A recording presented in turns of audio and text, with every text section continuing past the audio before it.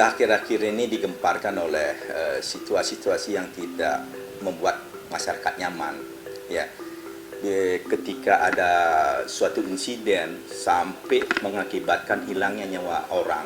Ya, kalau kita melihat daripada sosial masyarakat, menurut pendapat saya, ini tidak terlepas dari dampak ekonomi, ya. Ketika dampak ekonomi itu sudah menurun, ya, mencari penghidupan sulit sekali. Nah, di tengah persaingan yang sangat ketat, ya, untuk mempertahankan hidup masing-masing, ada yang menggunakan cara masing-masing itu. Ya, kalau kita melihat untuk orang Bali, ya, khususnya kita pribumi orang Bali, ketika kita tidak mempunyai pegangan untuk bisa bertahan hidup, itu bisa terjadi juga.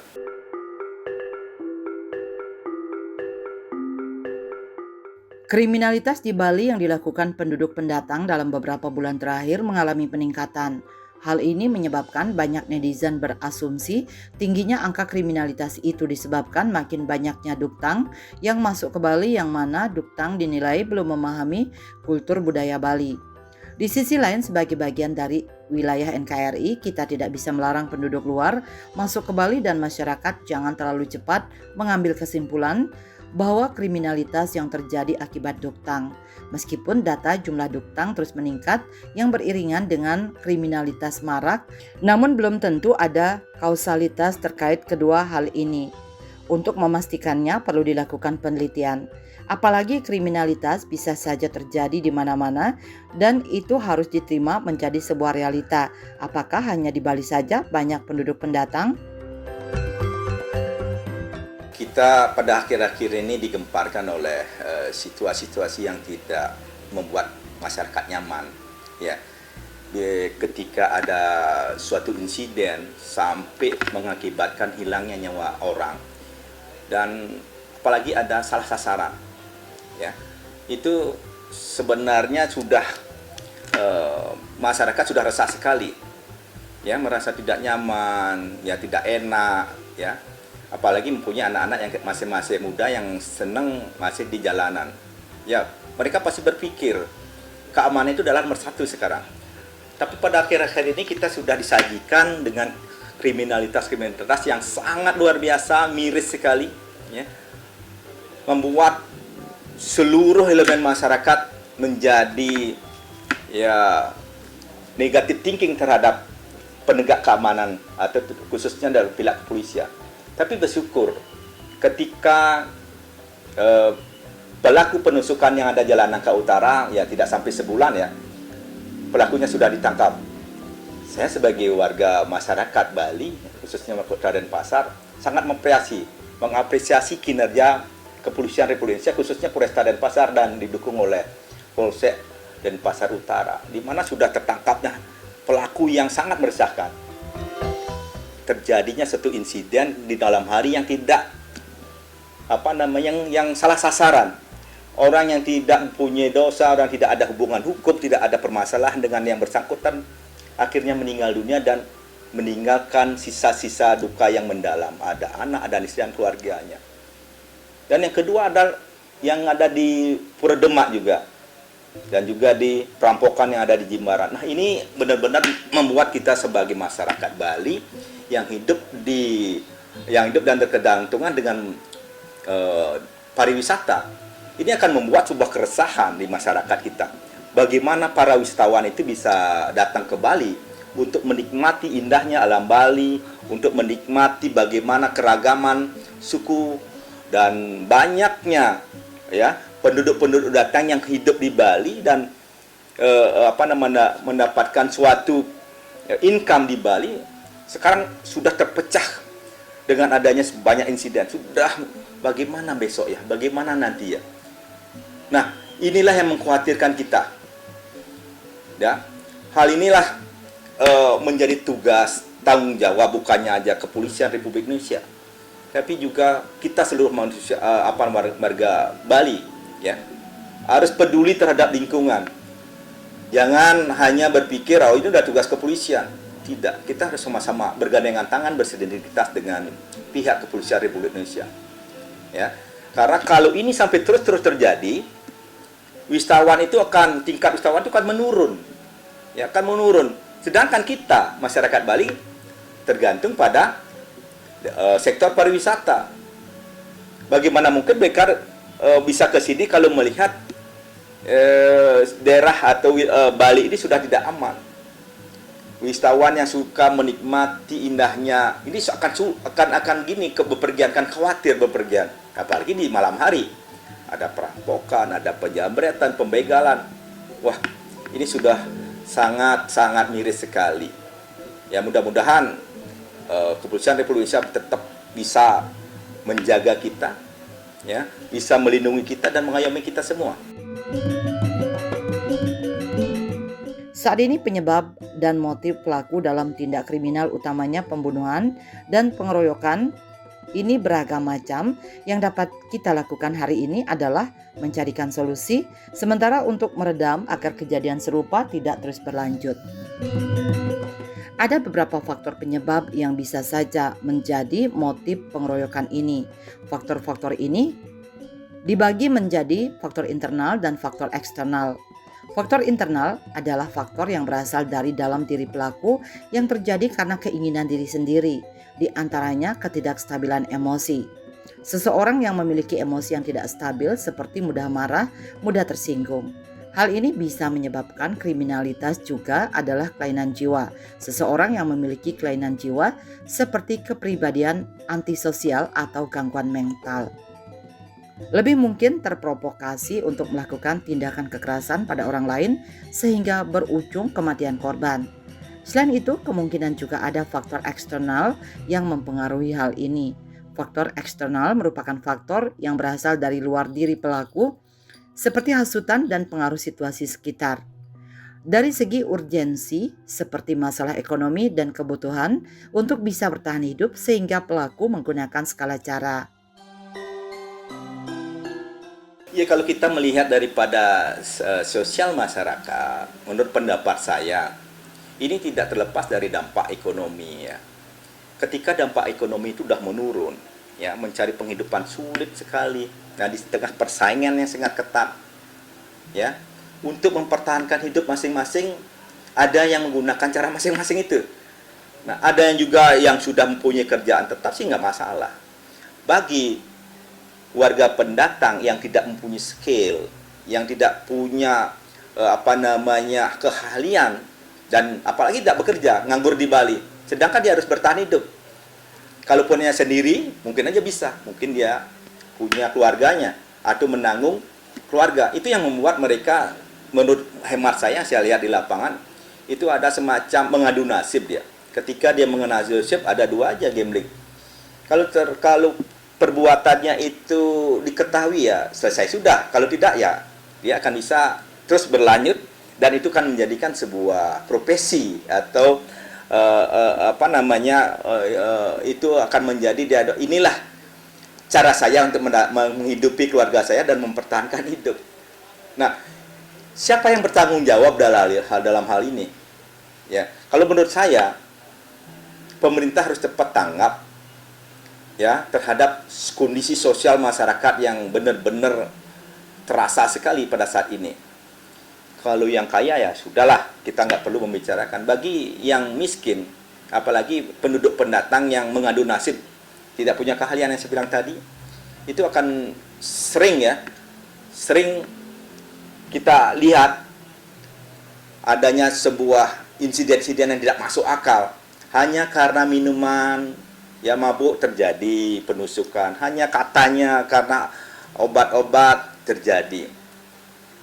Nah, bagaimana antisipasinya itu? Ya, kembali kepada orang itu sendiri atau keluarganya. Atau sekarang bagaimana pemerintah menyikapi sangat dengan serius biar tidak ada kejadian seperti ini. Apakah itu harus membuka lapangan kerja atau membuat sebuah pembinaan atau pelatihan-pelatihan yang kaitannya dengan ketenaga kerjaan, itu yang semestinya. Sekarang urbanisasi banyak datang ke sini. Baik saudara kita dari timur, dari barat, dan lain seluruh penjuru ada di Pulau Bali ini, khususnya Denpasar dan Badung. Nah, ini yang membuat sebenarnya seperti perahu yang ditumpangi oleh banyaknya orang-orang. Ini kan lama-lama tenggelam dia. lama-lama kan tenggelam perahu ini. Apalagi ada yang usil membocori perahu itu dengan cara-caranya sendiri. Ya, bagaimana tidak? Itu kan pasti terjadi. Saya yakin itu kan pasti terjadi. Contohnya riak-riak kecil ini. Bulu Bali ini saya ibaratkan perahu yang besar yang menampung banyak penumpang yang benar-benar ya sudah over capacity, overload dia di sana. Lebih-lebih penumpangnya itu tidak punya tujuan yang jelas, ya itu yang membuat sebenarnya perahu ini akan cepat tenggelam. Ya, bagaimana antisipasinya? Ya kita kembalikan sekarang pada pemerintah dan ya mempunyai kewenangan dalam hal ini. Ya kalau keamanannya jelas. Kita harus gini dengan pihak kepolisian Republik Indonesia. Apakah akan mengadakan patroli setiap malam ataukah menurunkan petugas-petugas yang kaitannya intelijennya. Itu harus sekarang, ya. Karena ini tidak bisa kita gini. Ini kalau terus-terusan terjadi, saya yakin Pulau Bali ini yang menjadi tujuan wisatawan dunia akan turun. Dan masa ketika turun itu, saya yakin kita akan kembali pada COVID-19. Di saat COVID-19 itu kita sudah ngerasa bagaimana sektor pariwisata itu jebol, turun, jatuh, terpuruk. Ya, pedagang sayur dari utara nggak Labaturiti dan sekitarnya nggak akan bisa melakukan hal itu. Penguatan keamanan melalui pemasifan patroli dan CCTV, terjadinya kekerasan dan meningkatnya kasus kriminalitas merupakan suatu hal perlu diantisipasi. Untuk itu, meningkatkan kehadiran kepolisian dan sistem keamanan seperti pemasangan CCTV dapat kita lakukan untuk mencegah terjadinya tindak kekerasan serta menegakkan hukum terhadap pelaku-pelaku kejahatan. Selain itu, perlu dilakukan upaya kampanyekan kesadaran hukum karena adanya faktor eksternal seperti hasutan-hasutan untuk melakukan tindak kriminalitas bisa saja terjadi. Untuk itu, perlu dilakukan kampanye pendidikan hukum dan kesadaran akan hukum di masyarakat untuk mencegah terjadinya tindak kekerasan yang terus berlanjut serta meningkatkan partisipasi masyarakat dalam melaporkan kejahatan. Hal yang tidak kalah penting adalah kolaborasi antar lembaga seperti Desa Adat dengan Kepolisian Bali. Ya kalau kita melihat untuk orang Bali ya, khususnya kita pribumi orang Bali. Ketika kita tidak mempunyai pegangan untuk bisa bertahan hidup, itu bisa terjadi juga. Ya. Kita melihat dari tahun 80 sampai 90 itu ya sudah ada suatu perbedaan. Ya, perbedaannya apa? Ada lahan-lahan yang sudah berubah fungsi. Ya. Dan orang Bali yang saya lihat yang senang menjual asetnya khususnya tanah, dan lama-lama karena sudah sering menjual, nah inilah apa yang harus dianalkan lagi, ya, apa yang diharapkan lagi. Ini akan menjadi kalau enggak seperti di Jakarta, anggaplah Betawi ya, orang Betawi itu adalah orang asli Jakarta, tapi ketika sekarang sudah terpuruk dengannya banyaknya penduduk pendatang yang mengadu nasib ke sana, malah orang Betawi tersingkir dengan sendirinya. Itu saya rasa kalau memang orang Bali tidak cepat tanggap, itu kan bisa terjadi di Bali ini, ya, pasti akan terjadi. Kita akan menjadi pemirsa, penonton dan pendengar, ya. Orang lain mengadu nasib dengan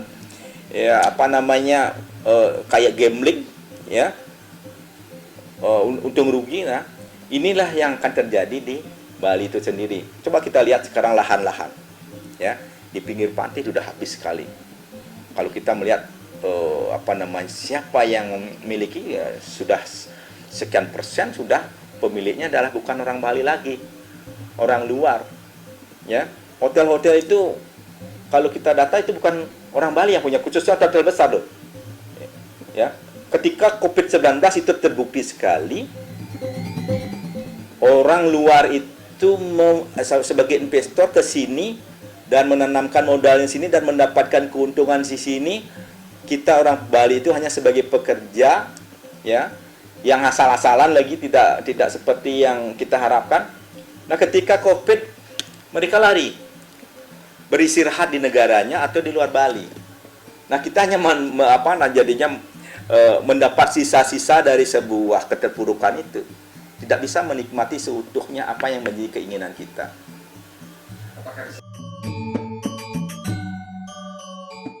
Bali sesungguhnya memiliki sistem keamanan berbasis desa adat yang sebenarnya sejak dulu telah ada seperti pecalang. Hal ini dikuatkan dengan adanya peraturan terkait sistem pengamanan lingkungan terpadu berbasis desa adat yang telah diatur dalam Peraturan Gubernur Bali Nomor 26 Tahun 2020. Hendaknya sistem keamanan berbasis kearifan lokal dapat bekerja sama dengan pihak kepolisian dalam menjaga keamanan di Bali. Masyarakat tetap melindungi diri dan tetap waspada terkait kejadian seperti ini. Mulai 3 tahun lalu, tingkat keamanan di Bali merosot tajam. Semakin banyak tindakan kriminal terjadi, mulai dari pembunuhan, bunuh diri, begal, rampok, dan perkelahian di mana-mana. Bahkan banyak orang menyatakan bahwa Bali bukan tempat yang aman lagi. Ya, kalau kita bilang terpecah ya masuk akal juga. Kalau kita lihat adalah sebuah persaingan. Persainganlah itu yang membuat perpecahan sebenarnya. Ya, beda dengan orang luar yang merantau ke Bali bahwa dia bersatu di Bali. Ketika dia bersatu, apa yang terjadi ya saling katrol dia. Ya, kalau orang Bali saya lihat sekarang itu sudah mengalami sebuah perubahan sosial. Ya, apalagi kita di keseharian itu ada kesibukan-kesibukan dalam upacara adat. Nah, ini kelihatan sekali perbedaan itu. Kita fokus pada upacara itu, upacara adat itu, tapi kalau dia fokus mencari kerja. Nah, ini yang membuat semacam perbedaan dan perubahan. Kita orang Bali beriatnya untuk bagaimana Bali ini ajeg, Bali ini lestari, yang dikonsepkan oleh leluhur kita, yaitu bagaimana Trihita Karana ini bisa dijalankan dengan upacara, ya, hubungan antara manusia dengan manusia dengan alam, dan manusia dengan Tuhan. Nah, manusia dengan alam inilah sebenarnya menjadi gininya umat Inu Bali. Dia harus merawat, memelihara alam itu bukan dengan omong-omong, tapi dengan sebuah yajna yang memerlukan sebuah biaya. Tapi kalau kita melihat orang luar, kan tidak seperti itu. Nah, inilah menghidupkan Bali itu sendiri sebagai pulau dewata. Kalau itu tidak dijalankan, ya bagaimana? Ya, di luar banyak loh objek-objek wisata yang kaitannya dengan alam, keindahan alamnya luar biasa. Tapi kenapa mereka ke Bali? Karena keindahan alam, karena budaya, karena agama. Tapi kunci dari semua itu adalah keamanan. Kalau keamanan sudah tidak bisa dipertahankan, tidak bisa dijaga, sudahlah, agama, budaya, keindahan alam itu tidak akan dilihat oleh wisatawan itu. Kebanyakan fenomena kriminalitas saat ini pelakunya saat dicari sudah pulang kampung atau sudah kembali ke negara asalnya. Setiap ada tindak kriminalitas ditangani secara cepat, karena itu menumbuhkan kepercayaan sehingga orang tidak ragu ke Bali. Kriminalitas ada di mana-mana, tidak hanya di Bali. Yang membedakannya adalah tingkat respon dari sistem yang dimiliki untuk ditangani kriminalitas. Selama dibiarkan, orang tidak akan berkunjung. Aksi WNA berkelahi dengan sesama turis, bahkan terbaru aksi kriminal WNA mengeroyok satpam di klub pantai belakangan ini menjadi sorotan nasional. Hal ini sudah jadi kekhawatiran Menteri juga. Begitu pula aksi kriminalitas yang dilakukan WNA seperti perampasan yang dilakukan oleh WNA Rusia terhadap WNA Ukraina yang sempat menghebohkan media sosial. Perlu dikaji agar penegakan hukum lebih kuat sehingga wisatawan tidak berani berulah. Itu kita sudah melihat dan sudah menyadari semua, ya, sebagai orang Bali, bahwa orang luar, khususnya WNA sekarang, beda dengan turis-turis yang datang ke Bali di era 80-90. Sangat jauh berbeda. Tahun 80-an itu kenapa orang Bali itu mengejar untuk hidup di dunia wisatawan atau di dunia pariwisata? Kenapa? Karena mereka melihat sebuah seleri di sana. Tinggi sekali. Makanya banyak yang larinya ke pariwisata. Sampai di apa? Kalau saya lihat itu udah sampai ditawarin PNS mereka nggak mau. Itu tahun 80-90. Tapi sekarang ketika di atas tahun 2020 ini ya, wisatawan itu bukan dia tidak semuanya maksud saya, ada beberapa ya itu malah menjadi pekerja dan menjadi pekerja di Bali. Coba aja cek, ada bisa yang jadi Gojek, ada yang menjadi kontraktor dan lain sebagainya, ada jadi bimbingan, dia ada buka bimbel, dan ada juga dia membuka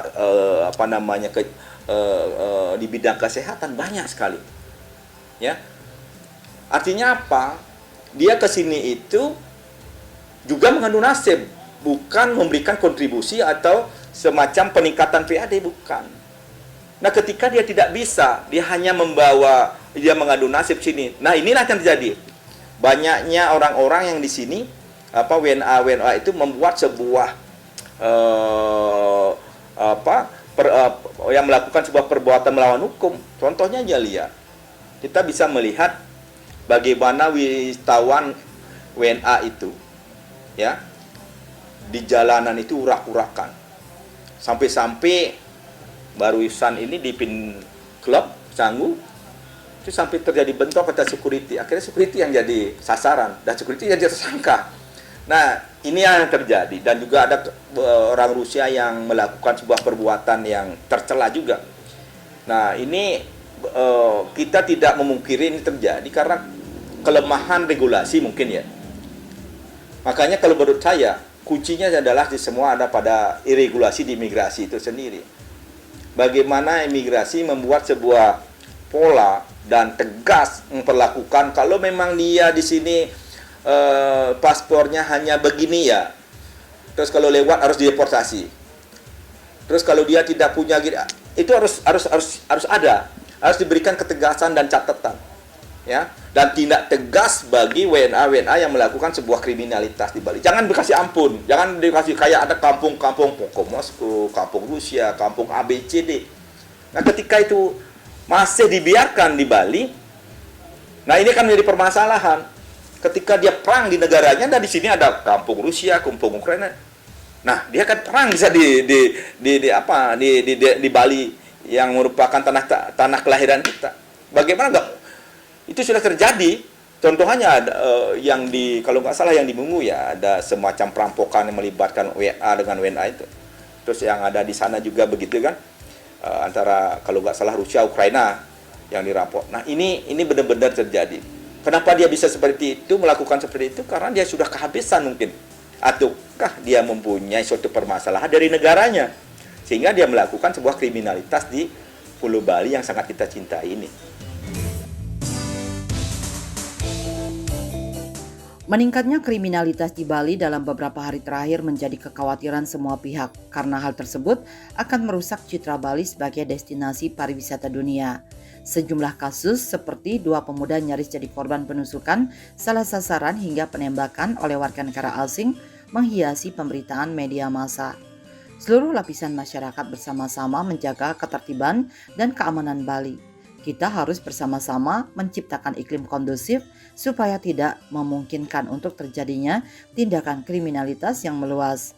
Pihak kepolisian diharapkan untuk bertindak cepat dan tepat dalam menangani setiap tindak kriminalitas yang terjadi di Pulau Dewata. Respon cepat pihak kepolisian akan sangat menentukan tingkat kepercayaan publik terhadap keamanan Bali. Kalau kriminalitas di mana-mana ada, yang membedakan tingkat respon sistem yang kita miliki untuk menangani kriminalitas. Ketika kriminalitas lama dibiarkan, masyarakat untuk tetap tenang dan tidak saling menyalahkan dengan meningkatnya kasus kriminalitas. Namun yang terpenting dalam penanganan kriminalitas adalah cara mencegah atau menangani dengan baik apabila tindakan kriminalitas tersebut telah terjadi.